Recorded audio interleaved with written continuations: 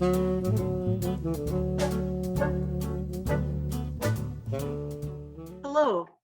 I'm Nell Payne, chair of the NSCDA Planning Committee for the Symposium and a former director of government relations for the Smithsonian.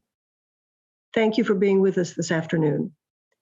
It is my very great pleasure to introduce the Secretary of the Smithsonian, Lonnie G. Bunch III. Secretary Bunch took over as the secretary in 2019 and is the first historian to hold the position. He's also the founding director of the National Museum of African-American History and Culture at the Smithsonian, which since its opening in 2016 has welcomed over 6 million visitors. The Smithsonian was created by Act of Congress in 1846 and now oversees 19 museums, 21 libraries, 9 research centers, and the National Zoo. Lonnie and I will have a conversation for about 20-25 minutes, and then we will move on to audience questions, which will be moderated by Michelle Delaney. Secretary Bunch, thank you so much for being with us this afternoon. It is a great honor to have you. You've had a remarkable career, but it had to start somewhere. What inspired you to become a historian and to make your career in museums? Well, first, let me say how excited I am to be with you today. This is such an important conversation that you're having. This conference is really essential to not just places like the Smithsonian, but to the field as a whole. And obviously, any chance I get to spend with Nell Payne, I'm a happy guy. So I was lucky. I had a grandfather who believed in preservation.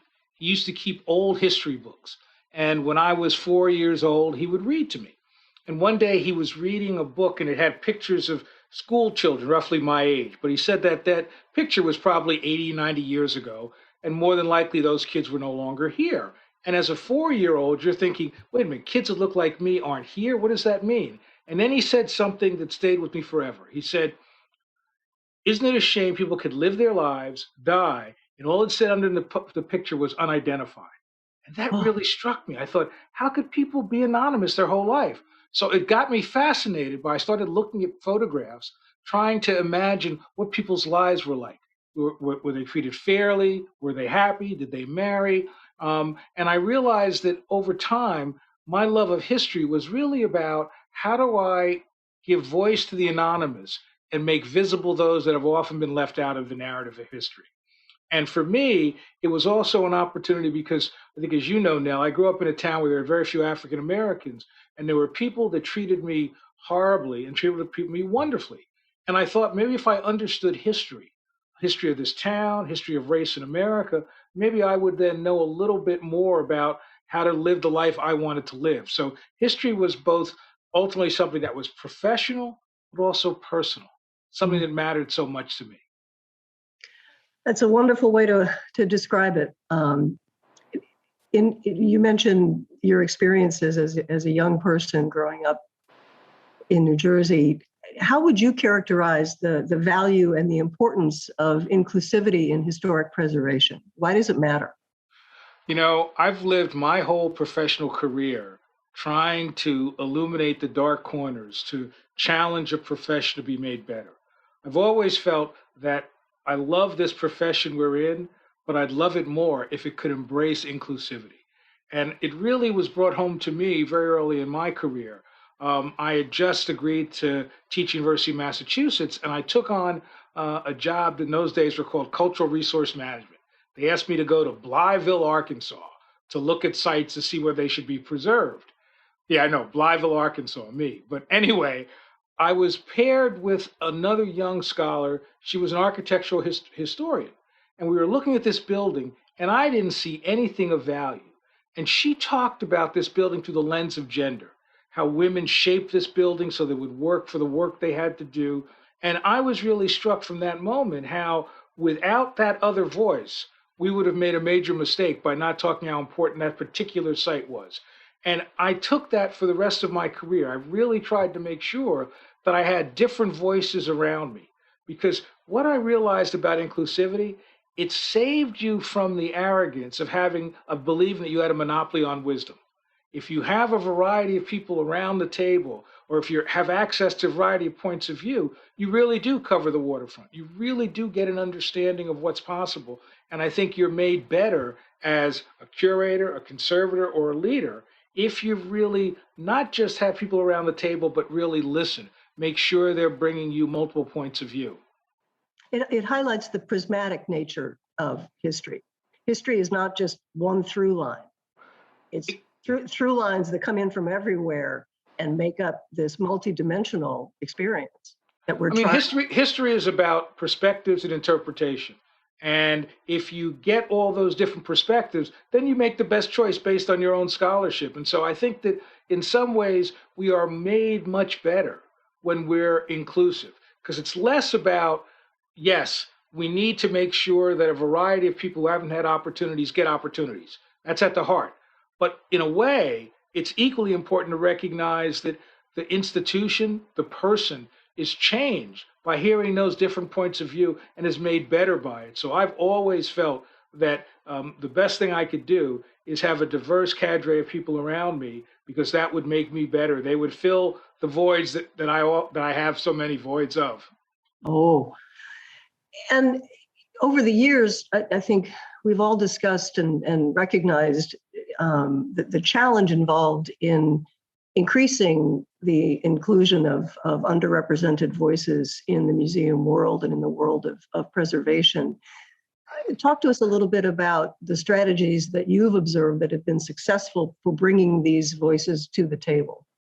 Well, I think part of it has to do now with the will. I've always been impressed how the profession, the museum profession, historical profession, the preservation profession, has really brought the will to solve many problems. So for me, the issue was, do we have the will, the real commitment to recognize how we're stronger by being more inclusive? And so what I always felt was, first and foremost, with any institution I went to work for, I wanted to measure how inclusive it was. What were the number of women in leadership positions? What about people of color? So I felt that often I needed to have that data so that then I can create the kind of metrics to say, here's how I can see improvement. So part of it was data, understanding what we'd have, but also I think that what I wanted to do was to basically demonstrate through my own leadership how important it was to do that. So I would hold everybody who worked for me accountable. I'd ask them as part of their work plan, you're working on this major exhibition, great. Tell me how the exhibition is going to help us increase our diversity in terms of gender and curators. And so really it was a kind of thing that I said, every day this was part of the job. It wasn't just something that I put on performance plans and checked every year. It was really a daily issue that allowed me to hold people accountable. And then I think the other thing was, the argument has always been that, oh, it's a challenge finding people. But I've always thought that you can tap amazing resources. I've always been struck by the amazing conservation program at the University of Delaware and the diverse people that have come out of that. Or I've been struck by what people are coming out of the museum studies profession at Hampton University. So it's basically trying to develop those relationships that give you the pipeline that allow you to sort of meet your metrics. But I think the most important thing is to recognize that you've got to have the will to do this, because you're going to be made better as either a leader or an institution because of that embracing of a more inclusive workforce and a more inclusive vision of who you serve. Because I think that's the other piece of this, is part of what I think is essential, is all of us who work in this profession now realize that it's not enough to just serve who traditionally used to come to these museums or traditionally came to this work. But it's important to recognize that, I would argue, museums can't become community centers, but they can become centers of their community. And that means they've got to be inclusive in terms of how they're serving a variety of audiences. So it really is an inside and an outside game. And by doing both of those, you become institutions that matter, that are of value to the public, and institutions, more importantly, that help a country grapple with its own challenges of diversity, of understanding inclusivity. So for me, this is both about how we change a profession, but also how we model what we expect from the rest of the country. And I think the National Museum of African American History and Culture, which you created from scratch these many years ago, is a great example of many of the things you're talking about in terms of the diversity of the points of view, the promotion of parts of the narrative of the history of this country that have not been perhaps as well understood as might have been the case if things had gone differently. And it serves a quite diversified audience itself, and is teaching those lessons to a lot of audiences that might not have otherwise come to a museum, and from all parts of the country, from all aspects of the country.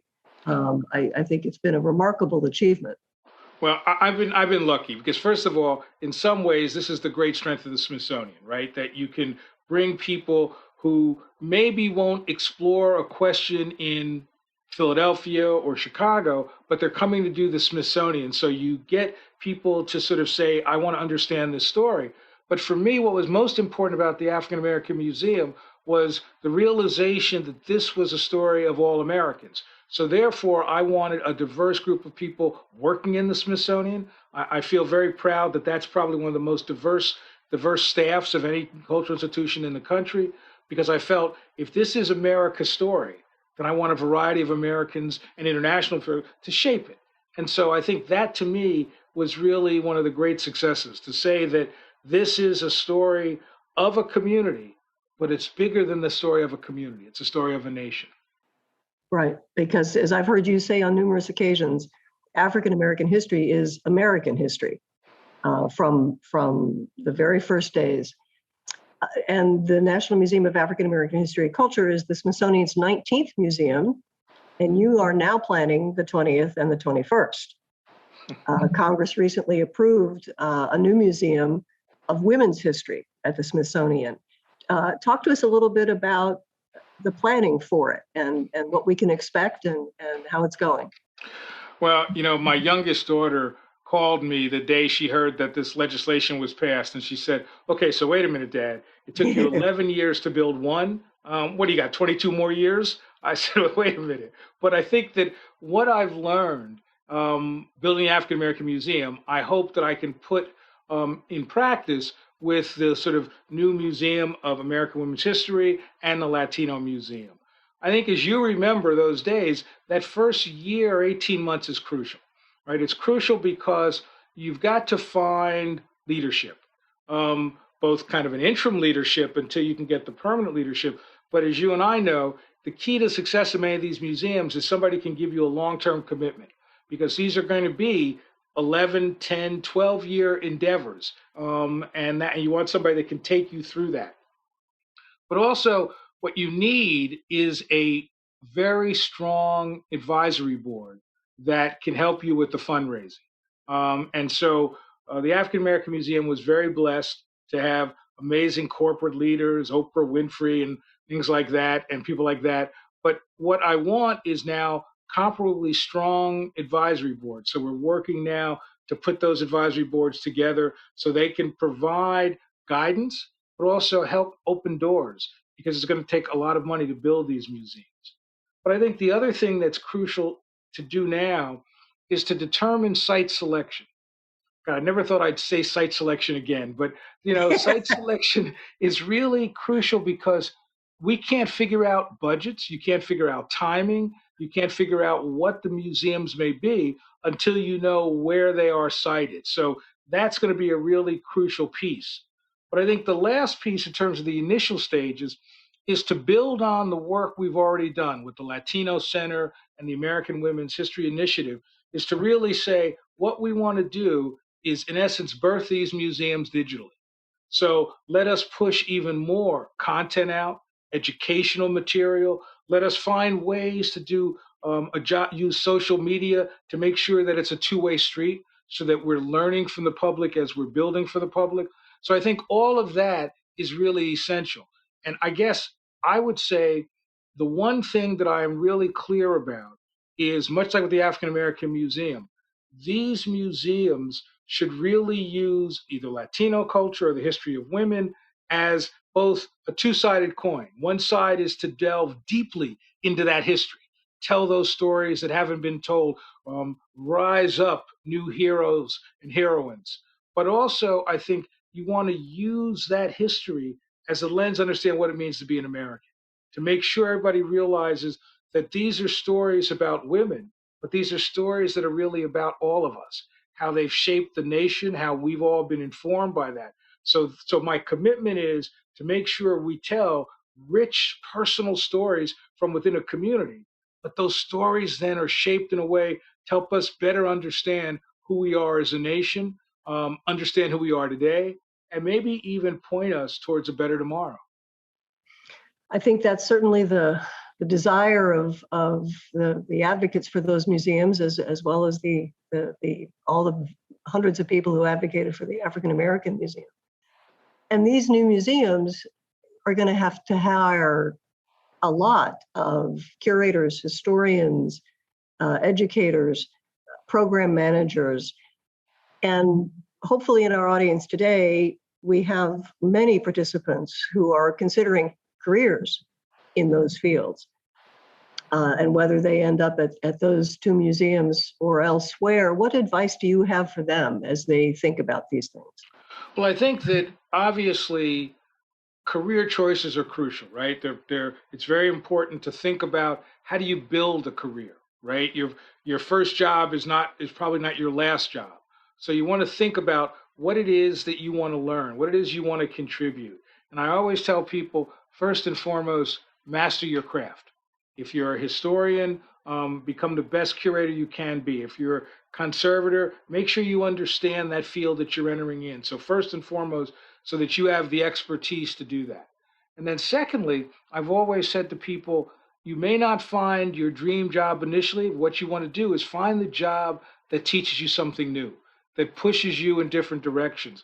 And that in essence, make sure you take opportunities to learn so that you don't realize how later in your career those opportunities may have shaped you. I remember getting a chance to run a big project in Japan, and that changed how I managed people, how I thought about sort of diversity. And so my goal is always to tell beginning people, be comfortable with taking opportunities, taking risks, learning new things so that you master your profession. And then I think the key is, for me, remember, while this is about a job for you, it's really about what you're doing is the greater good for a museum, for a city, for a country. So I always say, yes, think about yourself, but if you think about doing good work at an important time, that's going to help you in your career, and you're going to really then make the contribution you want to make, which is to make a country better. That's a wonderful way to look at it. I love the idea of thinking about a prospective job on the basis of learning something new to increase your contribution to the greater good. It's a wonderful way to put it. What have you found to be the most challenging aspects of your work? I think one of the hardest things in any career is always to find the strength to believe you can accomplish what you want to accomplish, right? There are many times we all have these crises of confidence. Can we do this? And what I realized is that the key was developing relationships with other people that I could then say, I'm not sure how this is working. What do you think? I'm very close to a lot of curators from around the country and really around the world. And that has really helped me deal with the kind of crisis, the doubts you always have. But I've always felt the key was trying to figure out, how do I make sure the work that I do has the greatest impact? And that impact might just be for a small group of people, but how do I make sure that it really has the ripple effect? And so I think I've always argued that for me, the greatest challenge as a historian of race is to help people understand we all got race, right? That it's not just a community story, it's a story of a country. And I think I've always struggled with making sure I've been able to do that. And I guess the other challenge would be really recognizing that it was okay to move up in your career. There's a sense that you start out, I was a curator, I had And then I moved up to an associate director of curators, and suddenly, relationships changed. And I remember wrestling with, my goodness, should I have left my peers? And I think that for me, what moving up in my career really meant more than anything else was that it gave me the opportunity to open doors for other people. It gave me the opportunity to help the work that I thought was important get done by other folks.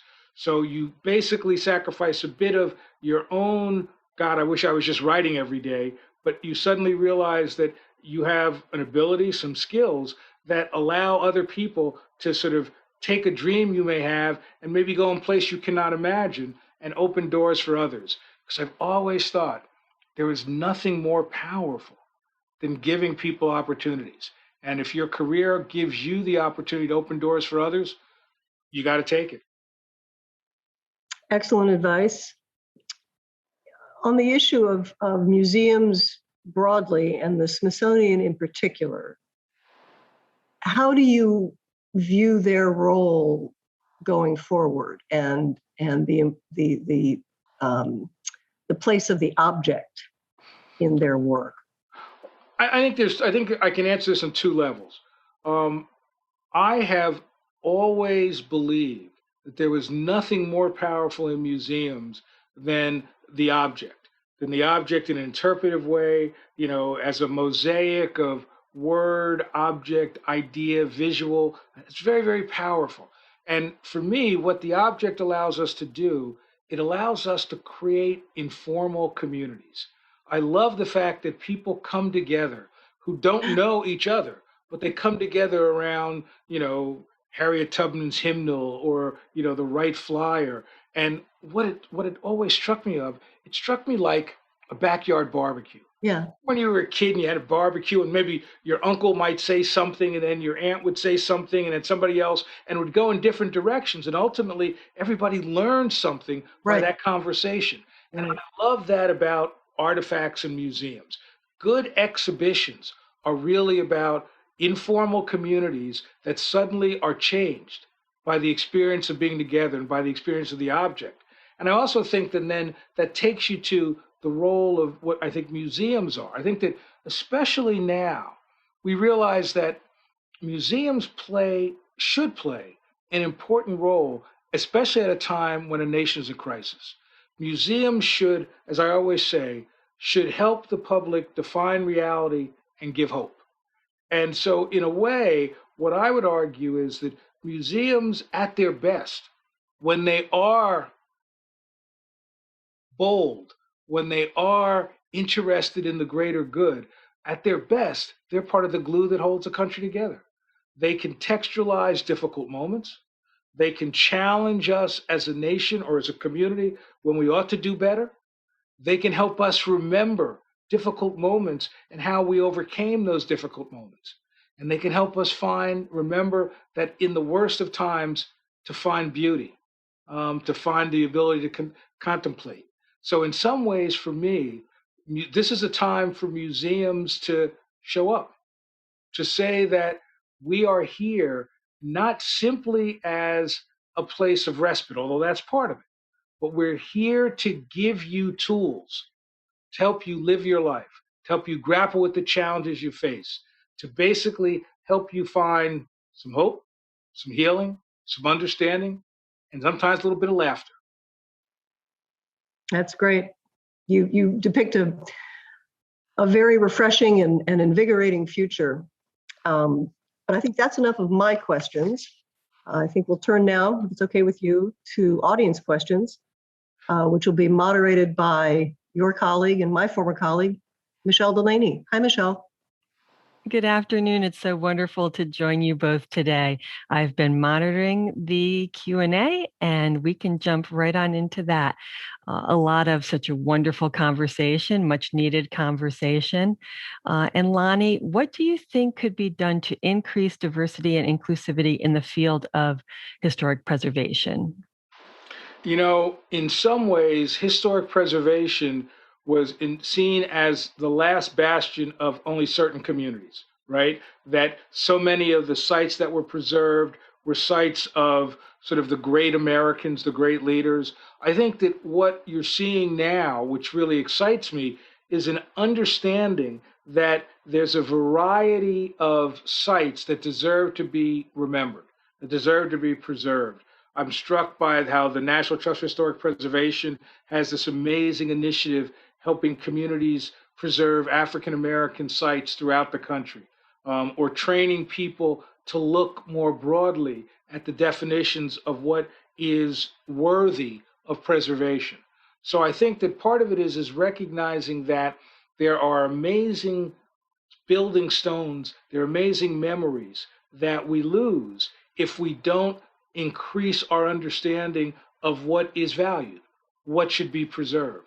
And I think that in some ways, the real challenge is how do you then look in, let's say, a city like Tallahassee, Florida, and look at how what you preserve begins to talk to each other. The different sites help us understand more about that city's history. So I'm really excited about what I'm seeing. I'm struck by amazing work that I've seen in Chinatown, New York, in terms of preserving historic sites. So I think that this is really an exciting moment, but the key is to recognize that, again, that work is not simply about identifying prior omissions. It's really about helping us understand more fully who we once were and who we are today. And that speaks to another question that we have. How can we start to build interest in historic preservation in children?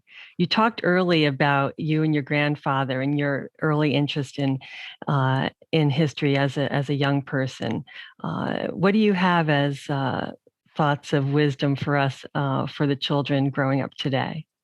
Well, I don't know. If you talk to my kids, they used to make me negotiate the amount of time we could spend in a museum. So I'm not sure I'm the best model, but part of what I think it is that I've been struck now that I can't believe I'm old enough to have grandchildren, but I've been struck by reading historical, little historical books to them.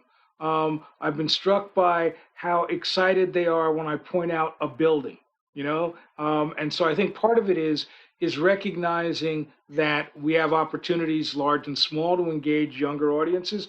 But I think the other piece is to really challenge public education to make sure history is still front and center. I think that as kids are in school and see history as an ancillary subject or something that's only done ripe with dates, rather than helping young children understand that history is about things that they care about. It's about fairness. It's about understanding different people. And so I think that part of it is our challenge personally, but it's also our challenge professionally to make sure that in K through 12, history is as valued as it should be. And people get to see, by giving younger kids internships, they get to see how history lives in buildings, in artifacts, in museums. Thank you. And as secretary of the Smithsonian, you are the lead caretaker of quite a few historic buildings. And there's a question about the future for the Arts and Industries building. Will it be considered for one of the new museums? You talked about site selection earlier. I am somebody that loves Arts and Industries building. It's the building where my wife once had an office. My youngest daughter went to SEEK, Smithsonian Early Enrichment Center, at Arts and Industry. It's an amazing building. And I think that I'm committed to making sure the public has access to that. So that this year we will open it for a major exhibition helping to celebrate our 175th anniversary, our Futures exhibition, looking at how the Smithsonian has always looked to the future. But I think there are fundamental questions about what will happen with Arts and Industry. Right now, it's one of the buildings that is in contention for being the site of the Latino Museum. If it becomes that, then that changes sort of its future trajectory. So I think that's why I said earlier, site selection was so important, so I know what's going to happen in that building. But I am committed to sort of making sure the public has as much access to the Arts and Industries building and to the castle as they can, because those are, in some ways, the historic buildings of the Smithsonian. Natural history was 1909, but most of the other buildings are much more recent vintage. And so I think to be able to sort of make sure that people have access to those buildings, but also understand the history that those buildings tell us about the Smithsonian is really very exciting. So hopefully I'll know within a year what is the future for the Arts and Industries building. Very good. We've got a couple of questions around the pandemic or multiple pandemics. What are the greatest challenges to museums post-pandemic? And how are you feeling optimistic about the future? Well, I think there are several things. I think, first of all, as I said earlier, museums have a role to play. Part of the pandemic really should have been to make sure that we were also reimagining who we can be as institutions. Because the pandemic really challenged us and asked fundamental questions. How do we serve a public? How do we better understand a public that has new concerns, new fears, new needs? How do we take care of our own staff, our own colleagues? How do we make sure that we've rethought what the work environment will look like in a post-pandemic world? And one of the things that the pandemic has taught us is the opportunity, maybe even the responsibility, to pivot more effectively digitally, to really make sure that you're serving audiences. As I always said, when we closed the Smithsonian buildings, about a year ago now, I said the buildings are closed, but the Smithsonian is open. So the notion of how do we serve millions of more people? How do we take advantage of the technologies that we're now all comfortable with to have conversations with colleagues in Italy or colleagues in Ireland without getting on a plane? So I think that this is an opportunity to rethink how we do much of the work we do, but also because of the financial burdens on so many of us, it's also a time to look at our financial models. Are there new things we should do? How do we improve more of our, let's say, our earned income from the virtual stores? So really taking the opportunity to use this to rethink, but also then to recognize that that rethinking should allow us to be more nimble, but most importantly, allow us to continue to serve. So why do I have hope? I always have hope. I'm not always optimistic, but I always have hope. And I have hope because I'm a historian. And the one thing history tells you is that how the country has evolved, how I come out of a community that, many were enslaved, that believed in an America that didn't believe in them. And yet the work of trying to help America live up to its stated ideals when it comes to issues of gender or race or really economic fairness is a continuing struggle. But I always see the arc bending in the right direction.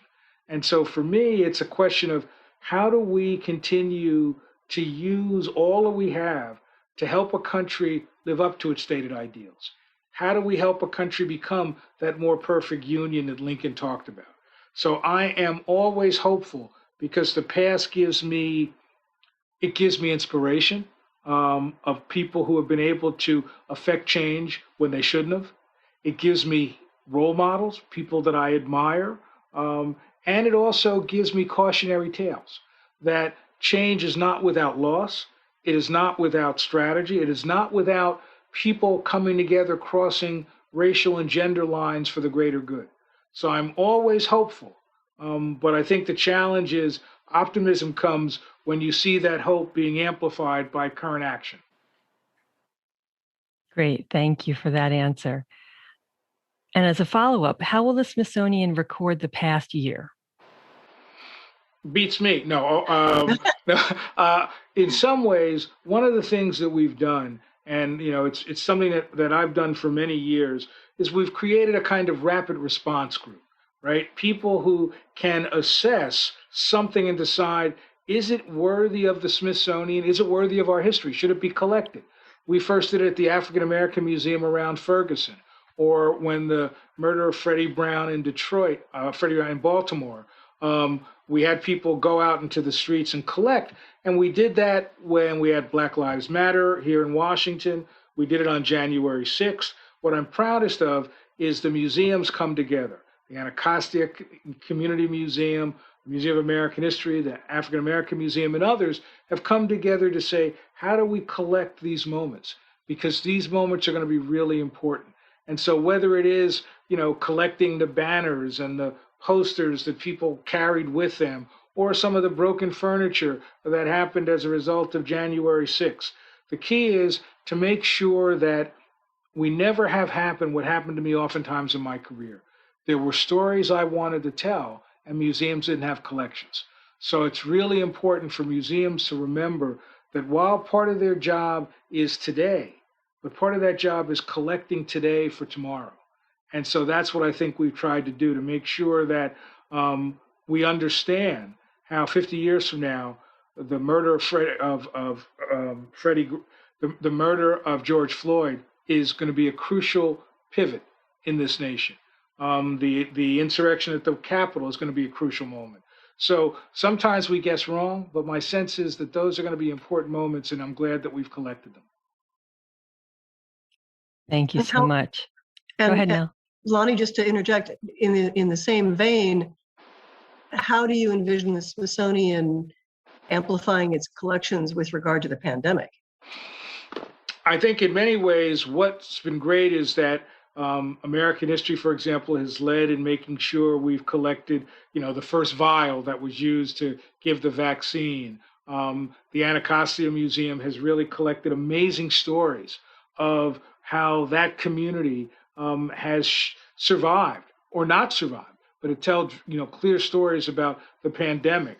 I think it's important that we will, for example, soon roll out a major initiative that will look at the history of pandemics, look at how vaccines are made. We have scholars who can tell us how, a virus goes from animals to humans. So we're putting all of that material out to give people information and guidance.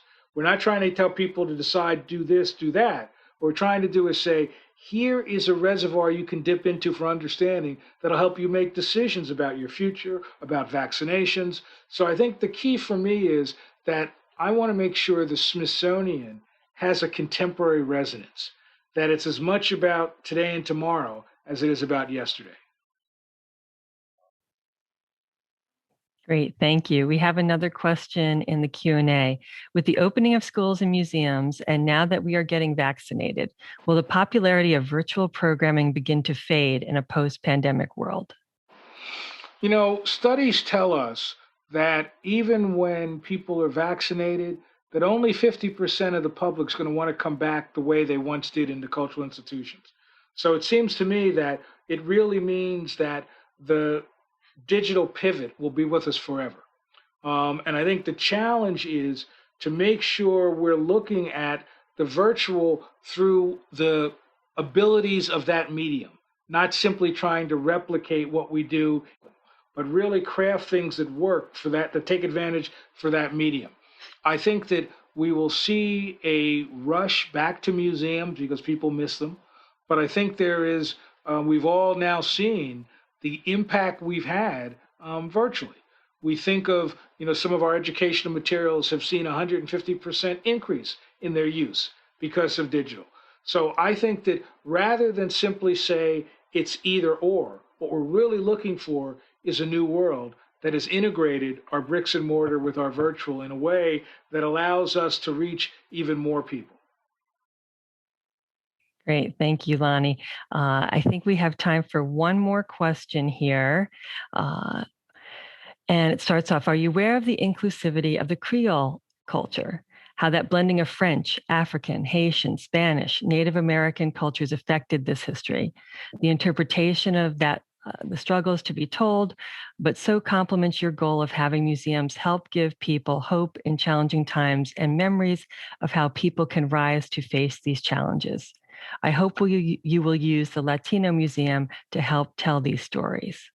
I think one of the things that this question raises is the fundamental knowledge we now have about how people have interacted with each other. You not only have the Creoles, but you've got communities around the country where people of African descent intermarry with native peoples, or with sort of pioneers, and they're viewed as their own community. You've got those communities in New Jersey, communities like that in North Carolina and others. I think that one of the fields for us to look forward to in the future is talking about what does it mean when people cross those biological genetic lines? And what does that tell us? It tells us often that people feel they still have to make a choice. I am either this, not that. How do we help people at a time when America has much more of people coming together, crossing lines? How do we make sure we tell those stories? So I think that places like the Latino Museum, but the Women's Museum, I think all of us are really going to be looking at new ways to help a country understand its identity. And I think that's just one of the lenses that will do that. Thank you, Lonnie. Just one more question, I promise. Oh, Michelle, come on. I No, know, I said kidding. That was it. I'm kidding. Go ahead. We have one attendee who's applauding you and your response to COVID and wants to know, do you have any insights into when the museums may open back up? Let's just say before it gets too hot, the museums will open back up. Well, we're here in DC, so that may be soon. So we're going to cross our fingers on that. Nell and Lonnie, thank you so much for the conversation, for closing out our first great day of Women in Preservation Symposium. We have 2 more days to go, but this whole day and ending up in the conversation with Secretary Bunch has just been exceptional. So thank you all for joining us today, and thank you, Nell and Lonnie. Thank you, Michelle.